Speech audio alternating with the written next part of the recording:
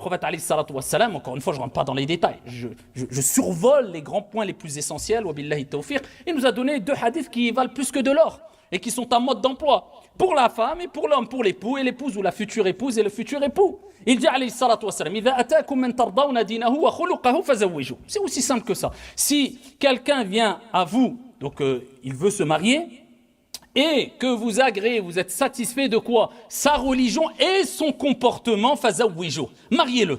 Faut pas attendre, faut pas tergiverser, faut pas...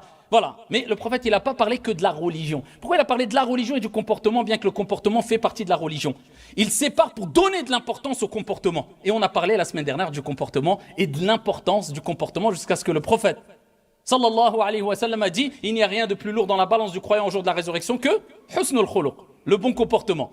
Celui qui a beaucoup de science, beaucoup de connaissances, il n'a pas le bon comportement, en fait, ça ne servira presque à rien. Bien plus que cela, ça sera sûrement un argument contre lui, plus que pour lui au jour de la résurrection, malheureusement, cette science, puisque ça ne sera pas une science bénéfique.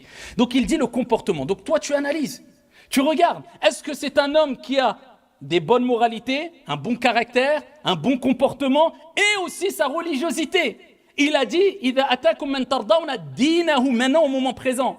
Puisqu'il y a des gens qui basent leurs décisions sur des suppositions. Oui, mais peut-être qu'il va commencer à être mieux. Oui, mais elle m'a promis qu'elle allait s'améliorer, qu'elle allait commencer la prière, qu'il allait... Non. Le prophète, alayhi salam, il te dit, écoute, ça c'est des suppositions. Wallahu a'lam. Toi, ne prends pas de risques. C'est un mariage, c'est pour une vie. Tu prends des risques pour un mariage?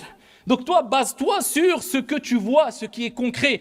Est-ce que la personne, l'homme, craint son Seigneur tabaraka wa ta'ala, des bonnes moralités, un bon caractère, un bon comportement avec les créatures, avec son créateur? Regarde le comportement, le caractère et regarde la religiosité.